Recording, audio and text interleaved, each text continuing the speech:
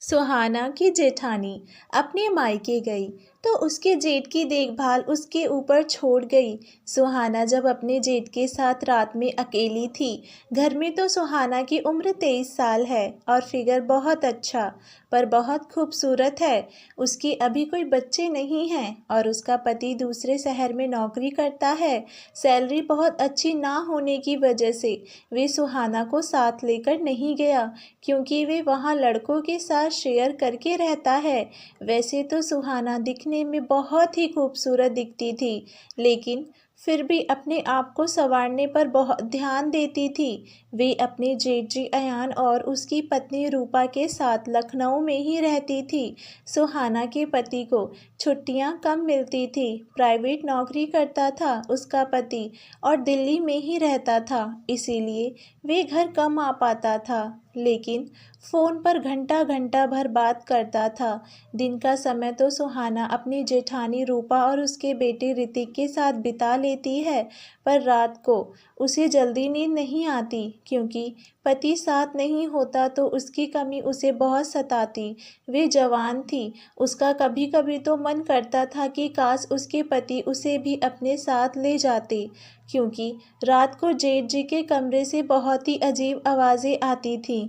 एक बार की बात है, जब उसकी कमर में दर्द हो रहा था तो उसके जेठ जी का बेटा ऋतिक, जिसकी उम्र 14 साल की थी, बोला, चाची जी आपकी मालिश कर दूं, शायद आराम मिल जाए। तो सुहाना बोली, तू कर देगा मेरी मालिश?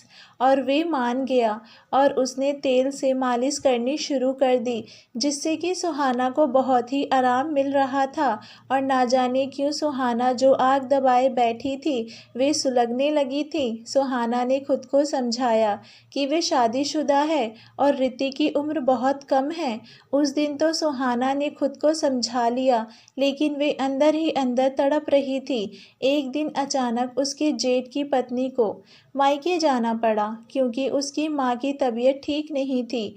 उसके साथ उसका बेटा ऋतिक भी जा रहा था। उनकी नानी उसे देखना चाहती थी। रूपा ने सुहाना से कहा, मैं तेरे जेठ जी को फ़ोन पर सब कुछ बता दूंगी, तू बस घर का ख्याल रखना और उनको खाना खिला देना। रात में ये कहकर बस में निकल गईं। रात को उसके जेठ जी जब घर आए तो सुहाना कुछ काम कर रही थी। उसके जेठ ने उसे नोटिस नहीं किया और सीधे रूम में नहाने चले गए। कुछ देर के बाद जेठ जी की आवाज़ आई, रूपा ज़रा तौलिया देना। तब सुहाना समझ गई कि जेठ जी को शायद पता नहीं चला कि उनकी पत्नी मायके गई हुई हैं, तो वे खुद फटाफट उनका तौलिया लेकर पहुंच गई। और उसने जैसे ही दरवाज़ा खटखटाया, जेठ जी ने अचानक उसे अपनी बीवी समझकर वॉशरूम के अंदर खींच लिया। उसके ऊपर शावर से पानी गिर रहा था। सुहाना अपने जेठ जी से हाथ छुड़ाने की कोशिश करने लगी, लेकिन वे शावर के पानी से पूरी तरह से गीली हो गई। उसे बहुत शर्म आ रही थी। उसके जेठ ने जैसे ही सुहाना की आवाज़ सुनी, तुरंत उसे अपनी तरफ घुमाया और उसका चेहरा देखकर हड़बड़ा गए। सुहाना भागकर बाहर आ गई। बाहर आते ही उसका दिल ज़ोर ज़ोर से धड़कने लगा। उसने तुरंत अपने कपड़े चेंज किए और उसके जेठ जी नहाकर बाहर आए और डाइनिंग टेबल के पास रूपा रूपा चिल्लाने लगे। सुहाना को बहुत शर्म आ रही थी, लेकिन उनकी आवाज़ सुनकर सुहाना उनके पास गई और वे झुकी नज़रों से बोली, दीदी अपने मायके गई हुई हैं, आप बैठिए, मैं खाना लगा देती हूँ। उसके जेठ जी बोले, अरे हाँ, उसने फ़ोन किया था, लेकिन मैं बिज़ी था इसीलिए कॉल नहीं उठा पाया। जेठ जी कुर्सी पर बैठ गए और सुहाना ने खाना खिला दिया। उसकी नज़र उठ ही नहीं रही थी उनके सामने। तभी उसके जेठ जी ने पूछा, खाना खाया? वे बोली, आप खा लीजिए, मैं बाद में खा लूँगी। जेठ जी ने सुहाना का हाथ पकड़ा और बोली, सॉरी, मैंने तुम्हें रूपा समझ लिया था। सुहाना ने कहा, कोई बात नहीं जेठ जी, मैं समझ चुकी हूँ कि वे सब गलती से हुआ था। और वे बोले, अगर तुमने मुझे माफ़ कर दिया तो साथ में ही बैठकर खाना खाओ ना सुहाना। ने कहा ठीक है। फिर उन दोनों ने साथ में बैठकर खाना खाया और बहुत सारी इधर उधर की बातें भी करी। फिर सुहाना बर्तनों को समेटने लगी। उसके जेठ जी बोले रहने दो, सुबह कर लेना, ये सब अभी जाकर सो जाओ। सुहाना बोली सुबह भी तो मुझे ही करना है, तो मैं अभी ही क्यों ना कर लूँ। ये बोलकर वे काम करने लगी तो उसके जेठ जी उसके साथ बर्तन साफ करने लगे। वे बोली आप रहने दो, मैं खुद कर लूँगी। तो उन्होंने कहा कैसे रहने दूँ, तुम इतना काम करती हो, मैं तुम्हारी हेल्प भी ना करूँ। वे उसके साथ में बर्तन धोने लग गए। सुहाना ने एक बार फिर कहा आप रहने दीजिए ना। वो उसकी बात सुनकर बोले करवाने दो साथ में काम, इसी बहाने तुमसे थोड़ी बात भी हो जाएगी। फिर सारा काम ख़त्म करके उन लोगों ने कुछ देर बातें करी और फिर सुहाना बोली चलो अब चलते हैं, रात बहुत हो गई है। सुहाना का मन तो नहीं कर रहा था जाने का। जेठ जी को देखकर उसके दिल में कुछ कुछ हो रहा था। वे अनमने मन से अपने कमरे में जाने लगी और उसके जेठ जी भी उसे गुड नाइट कहकर चले गए। सुबह सुहाना अपने जेठ जी के उठने से पहले ही सारा काम खत्म करके नाश्ता बनाने लग गई। तब तक जेठ जी बाहर आए और बोले अरे इतनी जल्दी ये सब करने की क्या ज़रूरत थी। सुहाना बोली आपको ऑफिस के लिए लेट ना हो जाए, इसीलिए जेठ ने कहा आज ऑफिस नहीं है। मैं तुम्हें रात में ही बताने वाला था, लेकिन तुम्हें नींद आ रही थी और मैं बताना भूल गया। सुहाना बोली कोई बात नहीं, आप नहा लीजिए, फिर नाश्ता लगाती हूँ। सुहाना के जेठ जी नहाकर आए और फिर दोनों ने साथ में मिलकर नाश्ता किया। फिर उसके जेठ जी ने कहा तुम बहुत दिनों से बाहर नहीं गई हो और भाई भी नहीं है, तो सोच रहा हूँ तुम्हें कहीं घुमा लाऊं, अगर तुम्हें मेरे साथ बाहर घूमने से कोई दिक्कत ना हो तो। सुहाना ने कहा अच्छा जेठ जी, मुझे तो कोई दिक्कत नहीं है, पर अगर दीदी को पता चला तो। जेठ जी बोले तुम टेंशन क्यों लेती हो, क्या मेरा इतना भी हक नहीं है तुम पर। इसके बाद जेठ जी उसे बाहर घुमाने ले गए और पिक्चर भी दिखाई और फिर होटल में भी खाना खिलाया और बहुत सारी शॉपिंग करवाई। शाम हो गई तो उसके जेठ जी ने रात के खाने के लिए बाहर से ही बहुत कुछ ले लिया और वे घर के लिए निकल लिए। तभी सुहाना के पास उसके पति का फ़ोन आया। सुहाना ने फ़ोन उठाया और अपने पति से बात करना शुरू किया। तभी उसके जेठ ने टैक्सी में बैठने के लिए आवाज़ लगाई। सुहाना ने अपने पति से कहा कि मैं अभी बिज़ी हूँ, आपसे थोड़ी देर में बात करती हूँ, और उसकी बात बिना सुने फ़ोन कट कर दिया। सुहाना ने ऐसा पहली बार किया था, इसीलिए उसके पति को बहुत अजीब लगा और उसे फ़ोन पर की आदमी की आवाज़ भी सुनाई दी। वे सोचने लगा कि आखिर सुहाना किसके साथ है। फिर उसने सोचा ज़्यादा ना सोचूं, फ़ोन करेगी तब पूछ लूँगा कि कहाँ थी और किसके साथ थी। फिर रात को सुहाना ने अपने जेठ के साथ मिलकर खाना खाया। वे अपने जेठ के साथ काफ़ी घुल मिल गई थी। सुहाना जब खाना खाकर अपने कमरे में जाने लगी तो उसने अपने जेठ जी से बोला आपने अपने छोटे भाई की कमी आज पूरी कर दी, आप बहुत अच्छे हैं। वे बोले मैं वे कमी कैसे पूरी कर सकता हूँ, वे मेरे बस में नहीं है। सुहाना शर्मा गई और बोली आप तो उनके भाई हैं, जितना हक उनका है उतना ही आपका भी है, और मुस्कुराने लगी। सुहाना की शरारत भरी मुस्कान देखकर उसके जेठ को सब समझ आ रहा था। थोड़ी देर बाद उसके जेठ बोले चलो बहुत रात हो गई है। सुहाना उठकर अपने कमरे में चली गई। सुहाना को बहुत बुरा लग रहा था कि उसने जेठ जी से साफ साफ कहा, लेकिन फिर भी उन्होंने उसकी इच्छा नहीं समझी। उस रात तो सुहाना सो गई। सुबह सुहाना के पति का फ़ोन आया। जब उसने सुहाना से पूछा कि कल तुम कहाँ थी, गाड़ियों की आवाज़ आ रही थी, तो उसने बताया कि वे बाज़ार गई हुई थी। तो उसके पति ने पूछा किसके साथ गई थी। वे बोली क्या मतलब। तो उसके पति ने कहा कि तुम्हें जब मैंने फ़ोन किया था तो किसी आदमी की आवाज़ आ रही थी, जिसके बुलाने पर तुमने फ़ोन कट कर दिया। सुहाना बोली दरअसल मेरे साथ में जेठ जी थे, मेरी तबीयत ठीक नहीं थी। तो उसका पति बोला अभी तो तुम कह रही थी कि तुम बाज़ार गई थी। तो वे सकपका गई और बोली कि मैं आपको परेशान नहीं करना चाहती थी, इसीलिए मैंने ऐसा कह दिया था। दरअसल मेरी तबीयत खराब हो गई थी, तो जेठ जी मुझे दिखाने ले गए थे। तो उसके पति ने कहा कि क्या हो गया था तुमको? तो उसने बताया कि उसे बुखार आ रहा था। तो उसके पति ने उसे कहा कि ठीक है, तुम अपना ध्यान रखो और दवाई टाइम पर ले लेना। कोई दिक्कत हो तो भैया को बता देना, वे फिर से तुम्हें डॉक्टर को दिखा आएंगे। सुहाना के जेठ जी अपने ऑफिस चले गए और सुहाना का घर में बिल्कुल भी दिल नहीं लग रहा था। उसके अरमान बार बार मचल रहे थे। सुहाना ने अपने जेठ को फ़ोन लगाया। उसके जेठ ने कहा, क्या हुआ सुहाना, क्या बात है? तो सुहाना बोली कि कुछ नहीं, बस आपकी याद आ रही थी।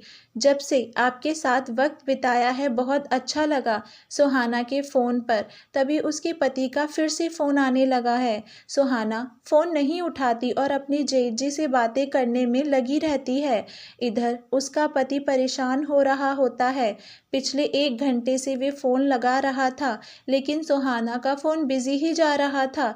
इससे पहले कभी सुहाना का फ़ोन इतना बिज़ी नहीं जाता था, और जाता भी था तो थोड़ी देर में वे कॉल बैक ज़रूर करती थी। पर आज पूरा दिन निकल गया। सुहाना का पति उसके फ़ोन का इंतज़ार करता रहा, पर फ़ोन नहीं आया। सुहाना का जेठ आज जल्दी घर आ जाता है। सुहाना उन्हें देखकर खुश हो जाती है। सुहाना नज़रें झुकाकर खड़ी होती है। उसके जेठ कहते हैं, सुहाना देखो, मैं तुम्हारे लिए कौन वाली आइसक्रीम लाया हूँ। वे सुहाना की तरफ आइसक्रीम का कोन बढ़ा देते हैं। सुहाना देखती है कि वे सिर्फ एक ही कोन है। वे कहती है, जेठ जी ये क्या, ये तो सिर्फ एक ही कोन है, आप अपने लिए आइसक्रीम नहीं लाए? तो उसका जेठ मुस्कुराता है और बोलता है कि हम दोनों एक में ही खा लेंगे, अब अलग अलग की क्या ज़रूरत है। सुहाना आइसक्रीम को फ्रिज में डाल देती है। उसका जेठ नहाने चला जाता है। फ्रेश होकर जब उसका जेठ बाहर आता है तो वे सुहाना को आवाज़ लगाता है। सुहाना उसके लिए खाना लगा देती है। दोनों साथ में मिलकर खाना खाते हैं और उसके बाद सुहाना आइसक्रीम लेकर आती है और वे अपने हाथों से अपने जेठ को आइसक्रीम खिलाती है और दोनों मिलकर उस आइसक्रीम को खाते हैं। उसका जेठ उससे कहता है कि अब तो तुम्हें बोरिंग नहीं लग रहा है ना मेरे भाई की, क्या अभी भी तुम्हें बहुत याद आती है? तो सुहाना कहती है कि नहीं, अब तो मुझे उनकी बिल्कुल भी याद नहीं आती है। आज तो मैंने उनसे फ़ोन पर ज़्यादा बात भी नहीं की। तो सुहाना के जेठ जी उसका हाथ अपने हाथ में लेते हुए कहते हैं कि वैसे अगर तुम चाहो तो मैं अपने भाई की सारी कमी पूरी कर सकता हूँ। सुहाना ये सुनकर पानी पानी हो गई, क्योंकि सुहाना अपने जेठ का इशारा समझ गई थी। वे अब कंफ्यूज थी कि अपने रूम में जाए या जेठ जी के। उसका जेठ भी समझ चुका था कि सुहाना उससे क्या चाहती है। उसके बाद सुहाना के जेठ उसे बाहों में उठाकर अपने कमरे में ले जाते हैं। सुहाना बहुत ज़्यादा खुश होती है, क्योंकि बहुत दिन से उसकी इच्छा थी कि उसे ये मज़ा मिल सके जो कि पति के दूर रहने की वजह से उसको बहुत दिन से नहीं मिला था। जेठ बोले कि सुहाना आज तुम्हारे पति की सारी कमी पूरी हो जाएगी। उसके बाद उन्होंने सुहाना को अपने बेड पर लिटा दिया और दोनों लोगों ने मिलकर जवानी का खेल खेलना शुरू कर दिया। जवानी का खेल अपने चरम पर था। कमरे के बाहर तक सुहाना की आवाज़ें ज़ोर ज़ोर से आ रही थी। तभी किसी ने दरवाज़ा खोला और लाइट जला दी। सुहाना और उसके जेठ तो पूरी मस्ती में थे, इसीलिए उन्हें होश ही नहीं था कि कब दरवाज़ा खुला, कब लाइट जली। जब उन्हें होश आया तो दरवाजे पर जैसे ही उनकी नज़र पड़ी, उन दोनों के तो तोते ही उड़ गए। अब उन्हें काटो तो जैसे खून ही ना। सामने जो खड़ा था वे कोई और नहीं बल्कि सुहाना का पति था। उसको देखते ही सुहाना अपने आप को चादर से ढकने लगी और उसके जेठ जी ने भागकर अपने कपड़े पहनना शुरू कर दिया। सुहाना का पति बहुत ज़्यादा गुस्से में था। उसकी आंखें एकदम लाल हो गई थी। उसने अपने भाई को ज़ोरदार थप्पड़ मारा और बोला कि भैया, आप अपने ही भाई को धोखा दे रहे थे। मैंने तो कभी सोचा भी नहीं था कि आप मेरी बीवी के साथ ऐसा करेंगे। सुहाना अपने पति को देखकर रोने लगी। लगती है और कहने लगती है कि देखो तुम बिल्कुल सही समय पर आ गए, तुम्हारे भाई मेरे साथ ज़बरदस्ती कर रहे थे। जैसे ही ये बात सुहाना का जेठ सुनता है उसके तो होश ही उड़ जाते हैं। वे कहता है, सुहाना तुम ये कैसी बातें कर रही हो, तुम तो अपनी मर्जी से मेरे साथ आई थी और तुम खुद चाहती थी कि मैं तुम्हारे साथ ये सब करूं। सुहाना इन सब बातों को इनकार करने लगती है और रोने लगती है। सुहाना का पति उसके पास जाता है और सुहाना उसे देखकर और ज़ोर ज़ोर से रोना शुरू कर देती है। थोड़ी देर बाद ही एक ज़ोरदार तमाचा सुहाना के गाल पर लगता है और ये देखकर सुहाना चौंक जाती है। उसका पति कहता है कि क्या तुम्हें मैं बेवकूफ़ लगता हूँ कि तुम कुछ भी कहोगे और मैं समझ नहीं पाऊँगा। मैंने तुम्हारी और भैया की बातें सुनी हैं, शायद तुम्हें ये याद नहीं होगा। इस घर की दूसरी चाबी मेरे पास रहती है, क्योंकि मैं जब भी आता हूँ देर रात ही आता हूँ तो घर में कोई परेशान ना हो, इस वजह से मैं एक चाबी अपने साथ लेकर जाता हूँ। और आज जब तुमने कहा कि तुम्हारी तबीयत ठीक नहीं है तो मुझे तुम्हारी फ़िक्र होने लगी और तुमने मेरा फ़ोन भी नहीं उठाया। पहले फ़ोन बिज़ी जा रहा था, फिर फ़ोन स्विच ऑफ हो गया, तो मुझे तुम्हारी बहुत चिंता होने लगी। इसीलिए मैंने इमरजेंसी में छुट्टी ली और मैं तुरंत दिल्ली से लखनऊ के लिए निकल गया। यहाँ आते आते मुझे रात हो गई और मैंने दूसरी चाबी से घर का दरवाज़ा खोला और अपने कमरे में गया। वहाँ देखा तो तुम थी नहीं। मुझे लगा कि तुम किचन में होंगी। मैं किचन में गया और तुम वहाँ भी नहीं थी। फिर भैया के कमरे से आवाज़ें आ रही थीं, जबकि मुझे तुमने ही बताया था कि भाभी अपने मायके गई हुई हैं। मुझे पहले लगा कि शायद तुम हो क्या अंदर, लेकिन फिर मेरा दिल नहीं माना। तो मुझे लगा कि कहीं ऐसा तो नहीं कि तुम भी कहीं गई हो और भैया किसी लड़की को लेकर आए हो। ये सोचकर मुझे भाभी के लिए बहुत बुरा लगा। मैंने सोचा कि मैं भैया को रंगे हाथों पकड़ लूँगा और उन्हें उनकी गलती का एहसास दिलाऊँगा। लेकिन यहाँ तो जब मैंने दरवाज़ा खोला तो सामने का नज़ारा देखकर मुझे मेरी गलती का एहसास हो गया कि मैंने तुम जैसी लड़की से शादी की। तुम लोग तो इतना ज़्यादा खोए हुए थे कि मैं 5 मिनट से यहाँ खड़ा तुम्हारा गंदा खेल देख रहा था और तुम्हें एहसास भी नहीं हो रहा था और उसमें कहीं से भी ऐसा नहीं लग रहा था कि ये आदमी तुम्हारे साथ ज़बरदस्ती कर रहा है। सुहाना का पति अपने भाई की तरफ देखते हुए कहता है कि हाँ, ये आदमी, क्योंकि आप आज से भाई कहलाने लायक नहीं हैं। उसके बाद सुहाना का पति उस घर से निकल जाता है। सुबह सुहाना की जेठानी वापस लौट आती है, उसके साथ सुहाना का पति भी होता है। सुहाना के जेठ और सुहाना ये देखकर चौंक जाते हैं। सुहाना के पति ने अपनी भाभी को सब कुछ बता दिया होता है। सुहाना की जेठानी बुरी तरह से रो रही होती है और अपने पति को मार रही होती है। वे कहती है कि आखिर मेरे प्यार में क्या कमी थी, जो कुछ दिन मैं यहाँ से गई तो तुम्हें ये सब करने की ज़रूरत पड़ गई, वो भी अपने ही भाई की बीवी के साथ। क्या तुमने एक बार भी अपने बेटे के बारे में सोचा कि उसे पता चलेगा कि उसका बाप अपने ही भाई की बीवी के साथ ये सब कर रहा है तो उसे कैसा लगेगा। तुम लोगों ने अपने कुछ देर के मज़े के लिए हमारी ज़िंदगियां खराब कर दी, हमारे विश्वास को तोड़ दिया। सुहाना की जेठानी अपना सामान पैक करने लगती है। ये देखकर सुहाना के जेठ उसे रोकने लगते हैं, समझाने लगते हैं, कहते हैं कि मुझे माफ़ कर दो, आज के बाद ये गलती कभी नहीं होगी। लेकिन सुहाना की जेठानी साफ शब्दों में कह देती है कि ये गलती नहीं है, ये जानबूझकर किया गया है और इसकी कोई भी माफ़ी नहीं होती है।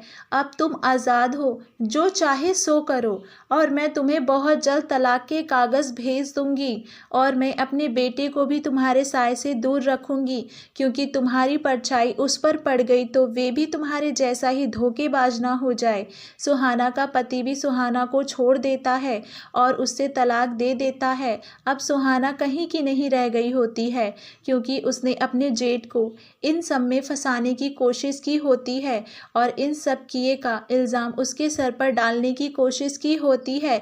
इसीलिए अब वे अपने जेठ के पास भी नहीं जा सकती थी। सुहाना के जेठ और सुहाना बुरी तरह से रो रहे होते हैं और सुहाना का पति अपनी भाभी को लेकर उस घर से चला जाता है। सुहाना की जेठानी अपने मायके चली जाती है और सुहाना का पति दिल्ली वापस चला जाता है।